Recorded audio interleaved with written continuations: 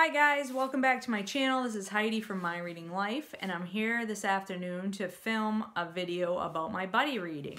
I was asked in the comments section of one of my very recent videos to discuss some questions, or to discuss basically how I buddy read. These questions came from a commenter, Nancy Nurse, and I hadn't really given it a lot of thought, but some of you might be interested to hear my answers to these questions that Nancy poses, and I thought it would make for a good discussion video anyway, because as you know, I'm really into buddy reading, and I've really gotten into it in the last year, and it is something that is talked about quite a bit on BookTube, but never in the specific sense of the word. So I'm just going to go through these questions and give you my answers.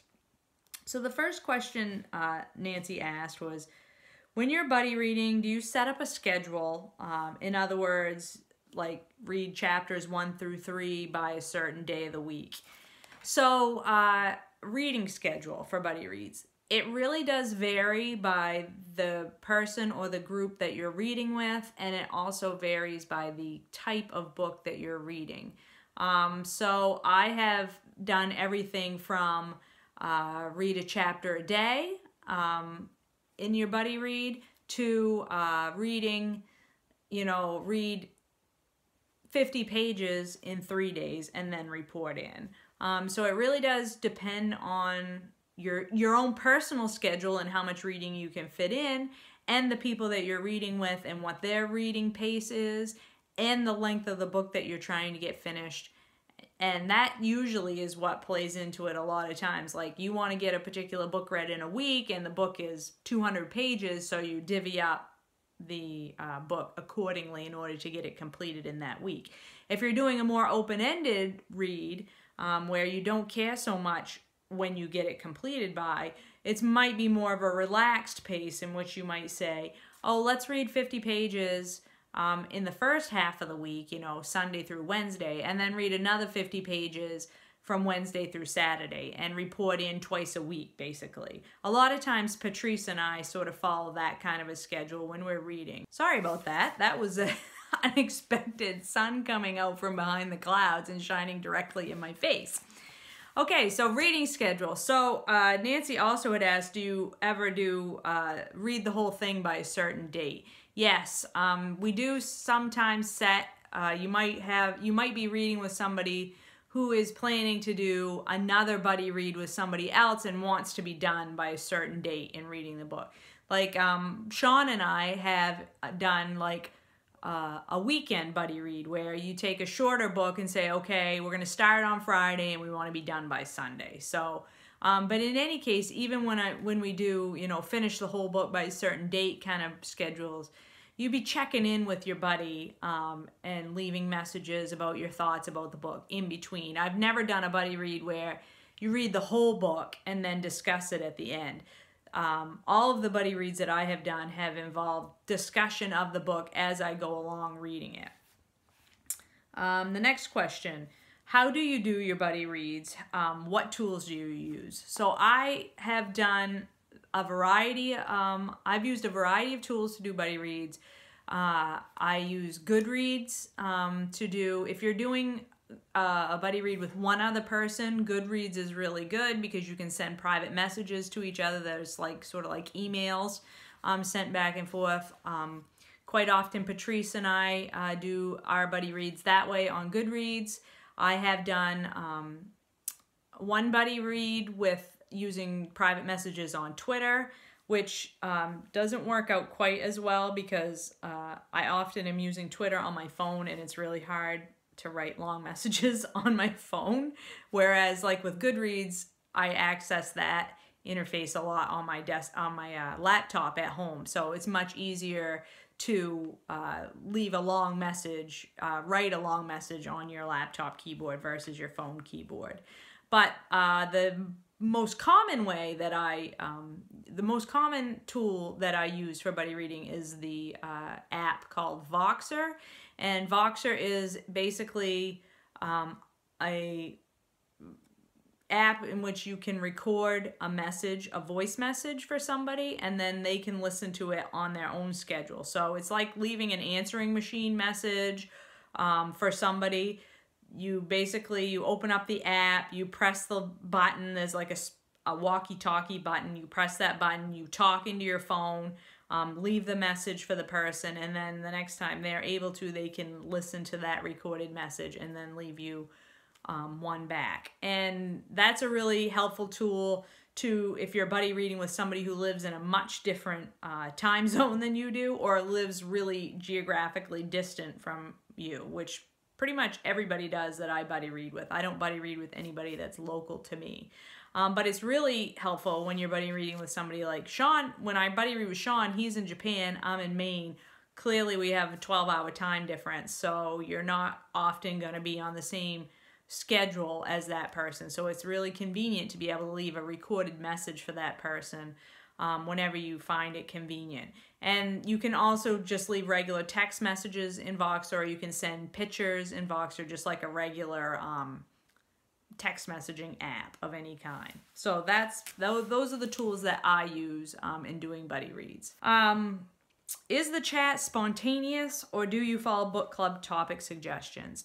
Every buddy read that I've done so far has been totally spontaneous. We have not followed any sort of book club question type format.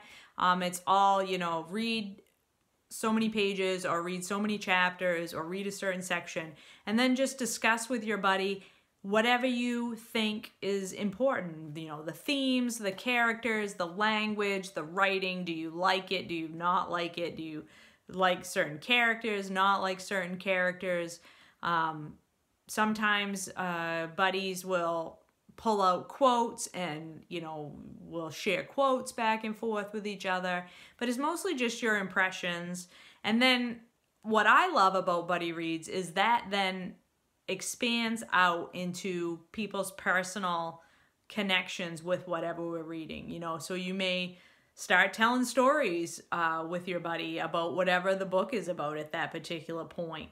Or how it relates to something that's going on in your life currently. And that's a really fun part of buddy reading for me, is that spontaneous exchange of stories, ideas, thoughts, feelings as you're in the process of reading a particular book. Pros and cons of buddy reading. So I like pretty much everything about buddy reading because I don't have people in my real life that like to read the same kinds of books that I like to read, nor do they read as much as I read. And so it's difficult for me. I always want to be talking about the books that I'm reading. And I'm that person that, you know, that's like, I just read something in a book that has to do with whatever's being discussed. And I know that I can be irritating with that because I'm always reading something and it's always on my mind and I'm always wanting to talk about it. So instead of driving my real life friends and family nuts with constantly trying to pull in what I'm reading about into my conversation, buddy reads allow me to have that conversation with people who are also reading the same thing I am at the same time I'm reading it, and who also want to just discuss it all the time. So it really meets my need that way to have bookish conversations.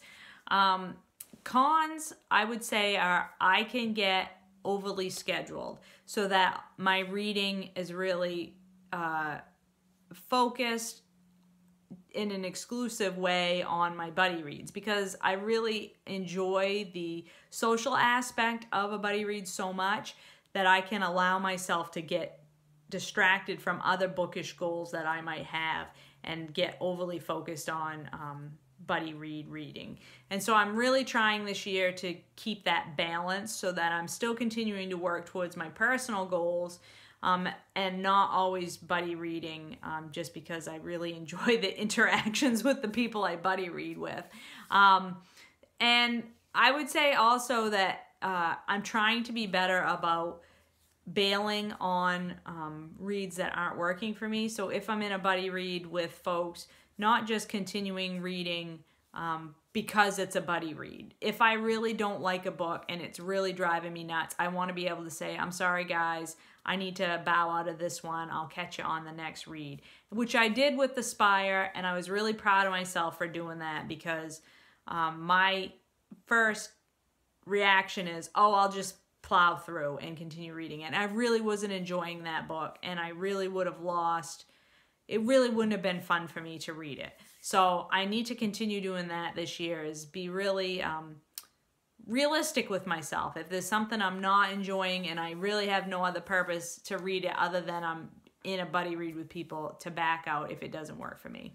And also to not, because I'm trying to reduce my physical TBR, I don't want to get distracted and into reading a lot of buddy reads on books that I don't currently own. I want to try to stay focused on books that I already have, and if I can work buddy reads into those, great, but I don't want to be constantly going out and buying new books just so I can participate in buddy reads.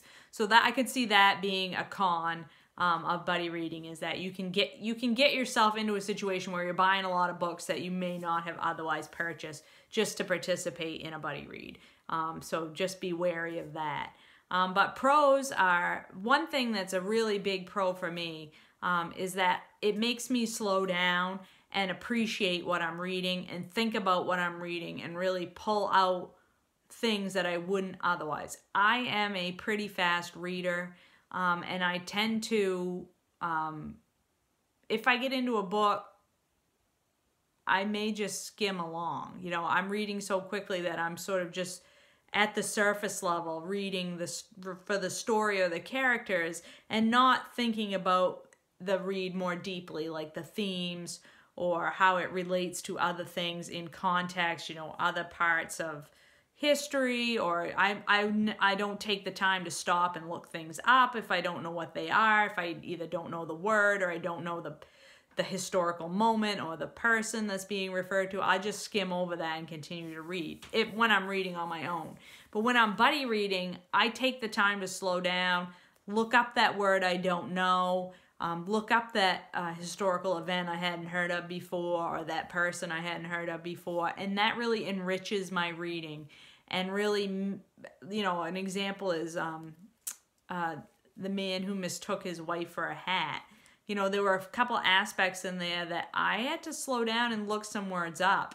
And, you know, I made notes and I discussed it with my buddy, Alba, and that was such a great experience. And really, I don't think I would have liked The Man Who Mistook His Wife for a Hat as much if I hadn't buddy read it, because I wouldn't have taken that time to really slow down and think about the aspects of what I was reading.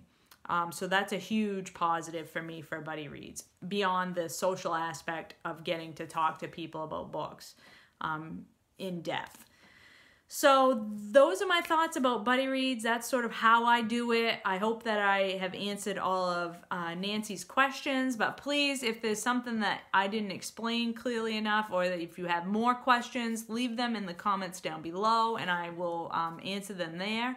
And yeah, I think that will do it for today. I will talk to you later.